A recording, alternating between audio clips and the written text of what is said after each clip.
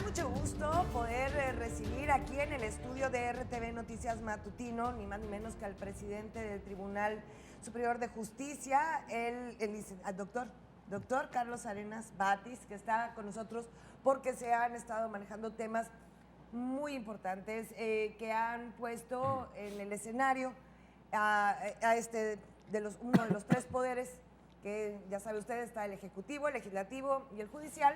Y en este caso, bueno, pues el doctor Arenas Batis tiene algunas cosas que comentarnos. Se han pedido que se reduzca el número de magistrados, ha habido también algunas críticas, dudas y también busca de soluciones para implementar muy bien y que funcione perfectamente bien el nuevo sistema penal acusatorio.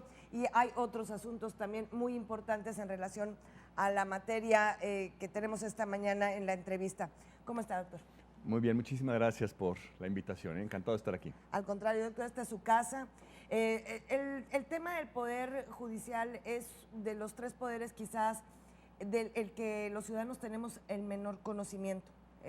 Sabemos mucho de qué se trata la política desde el Poder Ejecutivo, estamos constantemente escuchando los dimes y diretes de los diputados, pero del Poder Judicial, de cómo se conforma, de cómo opera, sabemos poco. Lo escuchábamos hace rato en una entrevista que se le había hecho ya previa, cuando usted pues hablaba con cierta molestia, doctor, sobre pues esta decisión intempestiva, decía usted, que tomaron los diputados con respecto a la reducción del número de magistrados. ¿Nos podría dar una idea, el panorama general, y por qué esto a usted, que es el presidente del tribunal, no le convence?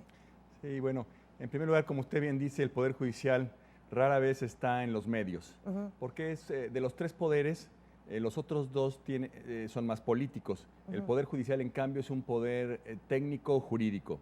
Se dedica a aplicar la ley a los casos concretos en donde hay litigio entre particulares.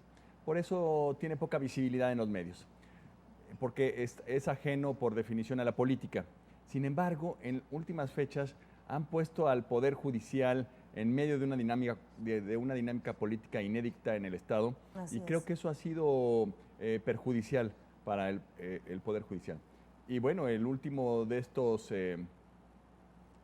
eventos ha sido precisamente la reducción que hizo el Congreso del Estado del número de magistrados integrantes del Poder Judicial. Existen indicadores nacionales e internacionales, por ejemplo, de número de policías por habitante, pero también de número de jueces por habitante. Con esta decisión, el Poder Judicial del Estado de Nuevo León se va al último lugar nacional en número de magistrados por habitante. Le quería decir una cosa, doctor. Usted en algunas declaraciones que ha hecho puntualiza que detrás de esta decisión impulsiva, intempestiva, poco reflexiva, haya intereses políticos. Pero ¿cuáles fueron los argumentos que presentaron desde el Poder Legislativo para tomar esta decisión? El argumento formal que presentaron fue uno de ahorro económico.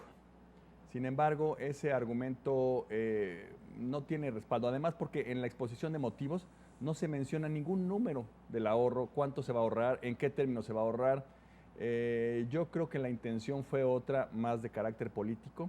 Y déjeme se lo digo, porque ya a un par de días de haber ocurrido esto, hemos escuchado opiniones de todo tipo de personas y todas coinciden en que el interés político detrás de esto era evitar que el gobernador, como está previsto en la Constitución, propusiera candidatos a magistrado cuando se produjeran vacantes. Porque estamos próximos a que se produzca una vacante de magistrado en el mes de mayo. Y entonces yo creo que la prisa era precisamente para cerrar la posibilidad de que el gobernador hiciera propuestas de magistrados al Poder Judicial. ¿Le puedo hacer una pregunta incómoda?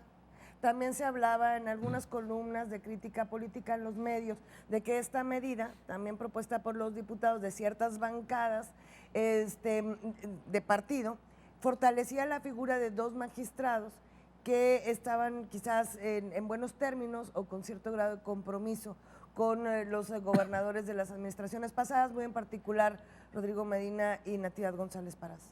¿Usted qué piensa de eso? No creo. Bueno, eso yo no lo comparto. Yo creo que más bien la intención era la de evitar que el gobernador, como siempre ha sido, porque está previsto así en la Constitución, propusiera candidatos. Yo creo que el Congreso se quiso evitar ese conflicto político de rechazar el candidatos que propusiera el gobernador, o tenía temor de que el gobernador propusiera a gente afín a él y de ese modo buscara el gobernador incidir en la vida o inclinar la interacción del Tribunal Superior a favor de él. Yo, fíjese, en ese punto yo quiero decir lo siguiente. Comparto con los legisladores esa preocupación de que en Nuevo León no tenemos el mejor sistema para designar magistrados. Sin embargo, no comparto la solución que adoptan los diputados en el sentido de que entonces eliminemos a los magistrados. Habría que encontrar otra alternativa. Por supuesto. Y la otra alternativa era reformar el procedimiento de designación de magistrados. Claro. Para que ese procedimiento fuera más transparente, más participativo, sí, para que privilegiara la carrera judicial y la designación de magistrados precisamente alejados de la política y de las simpatías o afinidades de partidos políticos o de gobernador. Claro, claro. Esa hubiera sido la solución desde mi punto de vista más positiva, sí, más institucional, más constitucional. Fue muy simplista tratar de resolver algo por el cuántos y no por el cómo. Se llega a eso. Ahora, ¿hay manera de revertir esto? ¿Hay manera todavía de discutirlo, de vetarlo, de llegar a como decía usted, tomaste una decisión y no consultaste a nadie, no se sometió a debate, debe de haber dos vueltas y en esas dos vueltas son precisamente para intercambiar puntos de vista, sobre todo de ustedes que tienen el dominio absoluto de la materia, contra quienes obviamente desconocen las consecuencias que puede tener esta medida. Mire, no hay posibilidad de vetar porque la Constitución local, el artículo 151 y 86, fracción tercera, establecen que las leyes constitucionales no pueden tener observaciones de parte del gobernador, o sea, no pueden ser vetadas. Y la Ley Orgánica del Poder Judicial es una de esas leyes constitucionales. Precisamente por ser una ley constitucional, su proceso de reforma es agravado. Esto es, para reformarla se requieren los mismos procedimientos que para reformar la Constitución. Como usted bien dice, dos vueltas. Dos vueltas porque la idea es provocar un debate entre la primera y la segunda vuelta, en donde la sociedad y los sectores interesados se pronuncien y así el Congreso pueda tomar una decisión informada con la opinión de quienes van a verse afectados por la ley. En el presente caso, desde mi punto de vista, no se dio ese proceso legislativo, no se hizo de la manera constitucional, al contrario, fue un proceso exprés, tomaron como referencia una iniciativa antigua, pero esa iniciativa era para aumentar magistrados y la tomaron como antecedente para disminuir. Yo creo que no puede ser, no es esa la misma iniciativa. Esta iniciativa de disminuir debió haber tenido dos vueltas y debieron haber escuchado no solamente al Tribunal Superior de Justicia, a colegios de abogados, a facultades de derecho, en fin, hay muchos sectores porque es una decisión muy seria que no nada más se detiene ahí en un cambio en el número de magistrados, sino que esto va a traer consecuencias. Y le pediría, doctor, que si fuera tan amable, nos dijera a nosotros los ciudadanos que evidentemente esto lo tiene usted incómodo, esta situación, ¿de qué manera puede afectar o va a afectar la reducción del número de magistrados? Pues afecta de diversas maneras. En primer lugar, tenemos en el Tribunal Superior una integración por salas colegiadas. Los asuntos complejos o los delitos de mayor gravedad se ven en salas colegiadas que se integran por 3 magistrados. Obviamente, actualmente con los 15 magistrados más el presidente, integramos 5 salas colegiadas. Con lo que nos dejan, lo que nos van a dejar, esto es 14, esto es 13, pues obviamente ya no vamos a poder integrar el mismo número de colegiadas. Eso va a afectar la objetividad en las decisiones complejas, porque siempre hay mayor objetividad cuando el asunto se debate entre 3 y no decisiones unipersonales. Esa va a ser una afectación. La otra es que esta afirmación de que están disminuyendo los asuntos es cierta para algunas materias, como es el caso de penal, pero hay otras materias, en cambio, en donde los asuntos se están incrementando de modo exponencial, como es en el caso de derecho familiar. Estamos cada vez aumentando el número de controversias en materia familiar. Nos hacen falta jueces y magistrados en esas materias. Entonces, o sea, divorcios, temas de custodia de hijos, patrimonial, todo. En efecto, en esos temas ya las salas de segunda instancia, las magistradas tienen una sobrecarga de trabajo. Yo creo que teníamos planeado dentro de poco hacer una redistribución de magistrados precisamente para que aquellos que estaban recibiendo menos asuntos ahora cambiaran a ser familiares. Eso se nos dificulta. Otro aspecto, en efecto, hemos disminuido el tiempo de resolución de los asuntos. Sin embargo, todavía no llegamos a los tiempos ideales de resolución. Quiero decir, ¿cuáles son los tiempos ideales? Los que marca la ley. Para resolver un asunto penal debiera, en el proceso tradicional, ser 8 días, deberíamos tomar 8 días. Nos estamos tomando 3 meses. Para resolver asuntos civiles y familiares debieran ser 15 días. Nos estamos también tomando en promedio 3 meses. Y déjeme decirle que 3 meses es un gran avance respecto de cómo habíamos estado en el pasado reciente, donde la segunda instancia duraba 1 año o 2 años. Ahora 3 meses es un gran avance, pero insisto, no es todavía el término legal. Ahora, con la reducción de magistrados, nos vuelven a dificultar llegar al objetivo de resolver en los plazos y términos que establece la ley. Se satura la cantidad de trabajos pendientes. ¿Esto debilita al Poder Judicial? Hablando estructuralmente, doctor. Lo debilita, sí. En primer lugar, lo debilita el hecho de que le quiten personal, desde luego, a sus 2 magistrados. Lo debilita, pero también lo debilita el hecho de que lo traigan en ese jaloneo político.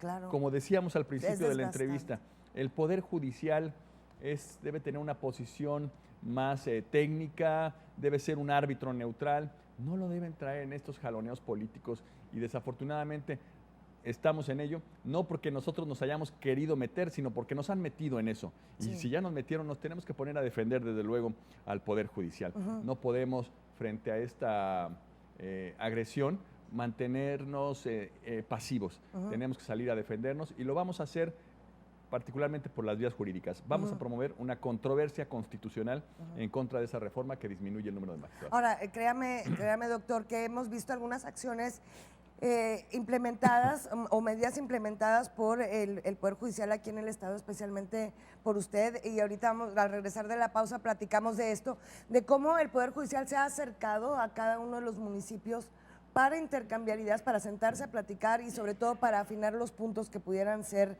vulnerables en cuanto a la aplicación del nuevo sistema penal acusatorio. Ahorita me contesta al regresar. Vamos a una pausa y volvemos a RTV Noticias Matutino. Estamos con el doctor Carlos Arenas Batis, presidente del Tribunal de Justicia en el Estado.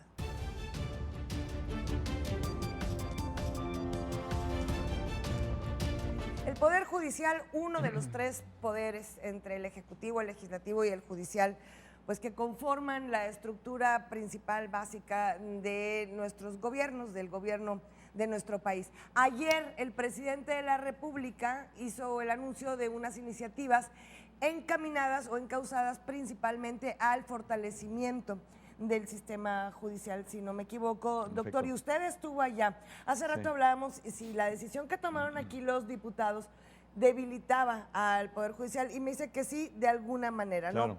Pero estas iniciativas que presenta el presidente, ¿nos puede platicar un poquito cuáles son y cómo se aplicarán? En efecto, el día de ayer estuve en Los Pinos para ser testigo junto con el resto de los presidentes de los poderes judiciales del Estado de unas iniciativas que presenta el presidente de la República.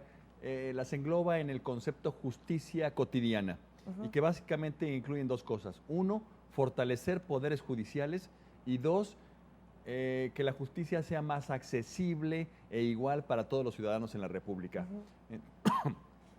Por cuanto hace al primer aspecto, fortalecer poderes judiciales, bueno, pues a mí me dio gusto. Son iniciativas que caen de manera muy oportuna en el Estado de Nuevo León. Entre otras cosas, por ejemplo, está planteando el presidente que los tribunales contencioso administrativos y que tribunales y juntas laborales se sumen a los poderes judiciales y ya no tengamos así dispersa la función judicial, sino toda concentrada en un solo poder judicial en cada estado. Sí. Eso sin duda va a fortalecer a los poderes judiciales. Por otro lado, también propone esto que estábamos comentando hace un momento, que los jueces y magistrados sean designados por méritos, por oposiciones, por exámenes de conocimiento, o sea, que no sean designados por amiguismos políticos ni por cuotas Era lo que partidistas. usted hablaba hace rato, que En lo que efecto. había que modificar es la forma en que se eligen. Esa era la solución. Es el meollo del asunto. Pero, en fin, los diputados tal vez no vieron lo esa vieron, alternativa, ajá. pues porque no consultaron a nadie, insisto, para hacer su reforma. Pero esa iniciativa era tan evidente que la está presentando el presidente de la República como reforma constitucional el día de ayer. También, desde luego, fortalecer los órganos de administración de los poderes judiciales locales, concretamente los consejos de la judicatura, Sí. para que estos se integren mayoritariamente por gente proveniente del Poder Judicial y que sean ellos, los consejos de la judicatura, los que lideren o se encarguen de los procesos de designación de magistrados. Entonces, todo eso va a fortalecer el Poder Judicial. Y por cuanto hace al acceso a la justicia, está proponiendo también reformas muy interesantes, como por ejemplo un Código Nacional de Procedimientos Civiles, un Código Nacional de Procedimientos Familiares, reformas también que homologan a nivel nacional los registros públicos de la propiedad, los registros civiles. En el país tenemos diversidad en el desarrollo tanto de poderes judiciales como de otras instancias relacionadas con la justicia en los distintos estados. La idea con esto es que todos nos homologuemos en un solo nivel, con mismos procedimientos jurisdiccionales, con mismas garantías judiciales, y que de ese modo cualquier mexicano, con independencia de que pertenezca a un estado o a otro, tenga la garantía de un poder judicial autónomo, de procedimientos accesibles y de justicia cercana y cotidiana. Doctor, les va a tocar a ustedes, hay mucha presión en todos los poderes, hacia los tres poderes, por parte de la ciudadanía para combatir la corrupción. A uno les toca formar las comisiones, por ejemplo, a los legisladores, el Poder Ejecutivo está armando los expedientes, sobre todo contra las figuras de algunas personas de las administraciones anteriores. Hay mucha indignación, hay mucho resentimiento y hay mucha presión por parte de la ciudadanía a eso, pero luego en el Poder Judicial les va a tocar pues ser quienes procesen y sentencien esos casos. ¿Cómo siente usted la estructura del Poder Judicial aquí en el Estado para enfrentar lo que podían ser esas demandas muy fuertes para hacer cumplir pues la política de anticorrupción? Yo siento la estructura muy sólida. Creo que los jueces del Estado de Nuevo León han demostrado que tienen el compromiso constitucional y el valor para dictar sentencias que incluso son impopulares. Pero el trabajo de un juez es dictar la sentencia que corresponde conforme a derecho y no la que le están presionando grupos de poder económico o político o incluso mediático. Entonces, en el Estado de Nuevo León, creo que los jueces están preparados para enfrentar casos tan difíciles como seguramente lo serán en el sentido de las presiones mediáticas y presiones políticas y presiones de todo tipo, como seguramente lo serán ese tipo de asuntos que usted refiere, y yo creo que en el Estado de Nuevo León los jueces están listos para resolver de manera objetiva y conforme a derecho esos asuntos. ¿Sabe qué? Se lo preguntaba, doctor, porque cada vez que hemos cuestionado, por ejemplo, al gobernador o al procurador o al subprocurador, el fiscal anticorrupción, y decimos, bueno, ¿y por qué no nos han dicho? ¿Por qué no nos dan los nombres? ¿Por qué no nos dicen qué es lo que tienen contra ciertas personas de la administración anterior? O incluso de esta misma nos dicen, es que por el sistema penal acusatorio no podemos cometer ningún error en el procedimiento porque por eso se nos podría caer un caso y nos traería un costo político altísimo, porque la expectativa de la ciudadanía para que se haga justicia en esos casos de corrupción es muy alta. Si uno de esos casos se nos cae, ¿verdad? Sería un golpe tremendo a la moral ciudadana en ese sentido. Dígame usted qué piensa de que esa sea la razón por la cual se tienen que ir muy minuciosamente en el armado de estos casos para no caer en un error de procedimiento. Creo que tienen razón. ¿Ah, sí? En primer lugar, porque... No es pretexto. No, no es pretexto. Tienen razón. En el nuevo sistema no se le puede dar a nadie el tratamiento de culpable, sino hasta que haya sentencia condenatoria que así lo diga. Todos los ciudadanos tienen a su favor la presunción de inocencia. Entonces, y esa presunción de inocencia no solamente se traduce en una serie de reglas procesales, también incluso reglas que afectan la manera en que las autoridades deben tratar los asuntos ante los medios. Por ejemplo, No puedo decir ya Ahora, presunto, tengo que decir imputado. Bueno, el imputado o presunto está bien, pero no se puede decir el violador, el asesino, el secuestrador, mientras no haya una sentencia. Tampoco se les puede presentar a los imputados en ruedas, como antes se hacía, antes lo hacía la Procuraduría. Aquí Sí. tienen a la banda de Exhibirlos. secuestradores, ya Ajá. los atrapamos, porque esas personas ahora gozan del principio de presunción de inocencia y no se puede decir que sean los secuestradores hasta que no haya una sentencia condenatoria que así lo decida. Entonces, por ejemplo, ya aquellos cartelones del Se Busca ya tampoco se van a poder usar. No, sí, se pueden. Porque pues eso implica una culpabilidad de alguna manera, ¿no? No necesariamente si se hace en términos de se busca tal persona porque tiene información relevante respecto de tal caso. Así lo hacen en los países del primer mundo, en efecto. Hay o detienen a una persona y incluso la presentan Pero en ya los no puedes medios. poner es un violador serial o un asesino serial. Ajá. Esas. Sí se pueden seguir poniendo a las personas en los medios, Fotografías. pero con información objetiva y dándole a la contraparte, esto es la defensa, la oportunidad de que igualmente se exprese a favor de sus defendidos. Ahora, me platican que el nuevo sistema penal acusatorio, pues que es una maravilla, que es de primer mundo y todo, pero de alguna manera tienen tanto miedo quienes arman los expedientes de que por una falla de procedimiento el caso se caiga, que esa es la parte que se vuelve muy tediosa y muy, muy larga. Doctor, motivo por el cual hubo de repente algunas situaciones ríspidas entre por ejemplo, los ediles en los municipios y el Poder Judicial aquí en el Estado. Creo que usted tomó una actitud muy sensata al buscar algo que yo no había visto nunca que sucediera, algo sin precedente, que fue acercar al Poder Judicial, convocar a estas reuniones y dialogar para ver en dónde estaban los eslabones débiles en el proceso. Platíqueme un poquito de esto, porque hasta lo llegaron a decir. El doctor Batis es non grato en San Pedro, pero ya le quitaron esa etiqueta, doctor. No, formalmente no. Mauricio Fernández, ya es hora. A ver, ¿por qué? Yo creo que ya se acercó usted muy... Sí, bueno, ¿verdad? de lo que comenta, permítame un pequeño paréntesis. Dice, hay ciertos prejuicios en torno al nuevo sistema. Por ejemplo, que es del primer mundo. Y como es de primer mundo, pues que solo funciona en los países ricos, que eso está muy alejado de nuestra realidad. No es Sí. así, ¿eh? Este sistema acusatorio oral funciona también en Latinoamérica y funciona bien, por ejemplo, en Perú, en Costa Rica, en Panamá, en Argentina. Entonces no es de primer mundo, es simplemente un sistema de justicia penal que es para los países que respetan derechos humanos. En eso es en lo que es mejor que lo anterior. Exactamente. Básicamente, en el respeto a los derechos humanos. Respeta más los derechos humanos, no solo Y del en la imputado, presunción de inocencia. no solo del imputado, también de la víctima u ofendido, ¿eh? Porque ahora la víctima u ofendido tiene más atribuciones procesales, tiene más oportunidades de colaborar con el Ministerio Público para que se dicte una sentencia condenatoria en contra del imputado, tiene más derecho a reparación de daño. Acaba en el estado de Nuevo León, es el primer estado de la República en donde hace cosa de un par de meses se dicta sentencia en la que se obliga al Estado a pagar una reparación de daño a favor de la víctima.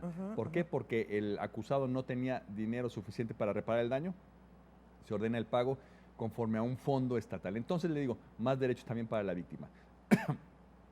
Claro, otro prejuicio, que es un sistema más estricto, más puntilloso, más requisitoso.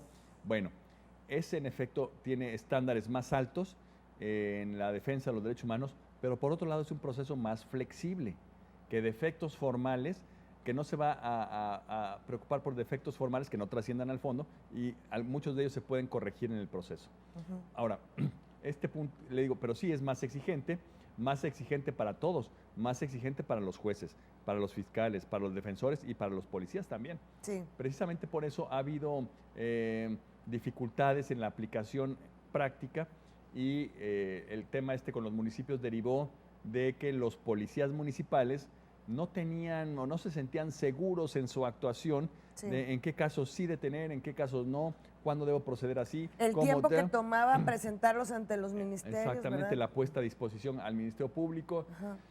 Entonces, en el ánimo de que los policías se sientan seguros en lo que hacen, porque eso es muy importante, que el policía actúe con seguridad, fue que tomamos la decisión de visitar, y a solicitud, desde luego, también de los propios alcaldes, nosotros accedimos a visitar a los municipios precisamente para tratar de aclarar algunas dudas de policías municipales. Y creo que fue un ejercicio muy sano, porque no solo las autoridades municipales y policías se dieron cuenta de cuál es nuestra posición, cuál es el punto de vista de los jueces, también los jueces nos dimos cuenta o nos sensibilizamos más de cuál es el punto de vista o cuál es la posición del policía en el trabajo cotidiano de estar en la trinchera enfrentando el crimen. Permitió una comprensión mutua de la situación que impera. Doctor, bueno, ya para terminar le quería decir, uno de los asuntos que hemos visto, decíamos, bueno, ¿por qué se habla tanto de que faltaba o estaba deficiente la capacitación de los policías en la parte que les toca desempeñar en este sistema penal acusatorio? Y veíamos que durante parece que fueron 8 años que se dieron como plazo para lograr eso. Fueron los mismos 8 años en donde nos dimos cuenta que las corporaciones policíacas estaban corruptas, que estaban infiltradas, que había que depurarlas, que había que luego reponer a los elementos que habían sido dados de baja, y todo eso sobre la marcha, empezar a hacer una capacitación sobre un sistema tan sofisticado, si le quiere llamar así, y tan superior en cuanto a su operación, tan exigente en cuanto a su operación con respecto a lo anterior. Entonces había que vaya casi, perdóneme que use este refrán, pero casi que chiflar y comer pinole al mismo tiempo, y quisiéramos saber si usted considera que el haber atravesado esa etapa entre la parte de depuración y la parte de capacitación, pues pudo haber sido también algo que entorpeciera el llegar a una buena aplicación por parte de los policías. Sí, bueno, desafortunadamente lo que ocurrió fue que esta reforma en materia procesal penal, lo mismo que la reforma de 2011 en materia de derechos humanos, coincidieron con esta desafortunada ola de violencia y de crimen organizado que asoló no solamente a nuestro estado, sino a todo el país. Entonces, esa ola de violencia, por una parte, generó, entre otros efectos, una gran rotación entre policías. Entonces, municipios que se quedaron prácticamente sin policías, policías que habían sido capacitados y después se fueron. Eso también dificultó mucho el asunto, ¿verdad? Yo creo que ahora ya afortunadamente estamos en otra etapa. Esa ola de gran violencia creo que ya ha pasado. Todavía tenemos algunos problemas en ese sentido, pero ya se están fortaleciendo las policías municipales, ya hay más estabilidad. Ya los criterios jurídicos también en torno a la aplicación del nuevo sistema se han venido consolidando, decantando, y creo que entonces ya sí podemos ver claramente que estamos en una mejor situación que hace pocos años. Bueno, pues doctor, le agradezco mucho que nos haya concedido el honor de su visita aquí al estudio de su casa. Gracias, cuando usted guste estar por aquí, y es más, nos gustaría que viniera con cierta periodicidad para poder conocer mejor y más de cerca al Poder Judicial aquí en el Estado. Encantado, muchísimas gracias. Gracias a usted. Muchas gracias, Susana, por estar aquí. Gracias. Vamos a una breve pausa y regresamos un momentito a RTV Noticias Matutino. Volvemos.